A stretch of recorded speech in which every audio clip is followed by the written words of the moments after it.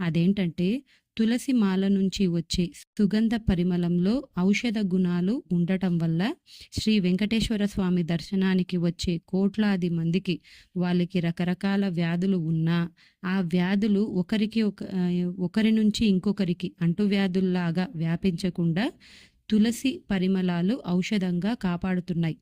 మీకు తెలుసా? మహారాష్ట్రలోని సుప్రసిద్ధ పుణ్యక్షేత్రంగా పేరుగాంచిన పండరీపురం దేవాలయంలో అతి పెద్ద తులసి వనం ఉంది. అందువల్లనే అక్కడ ప్రజలు కానీ యాత్రికులు కానీ చాలా ఆరోగ్యంగా ఉన్నారని వైద్య నిపుణులు పరిశోధనలో మనకు తెలిపారు. తులసి మొక్క యొక్క సువాసన ప్రభావం వల్ల క్రిమికీటకాలు కానీ పాములు, తేళ్ళు ఆ పరిసర ప్రాంతాలకు కూడా రావని మన పెద్దలు ఎప్పుడూ చెబుతూ ఉంటారు. పురాణాలలో కూడా ఉంది. ఇంకొక విషయం తెలుసా మీకు? తులసి చెట్టు ఉన్న చోట పిడుగులు పడవని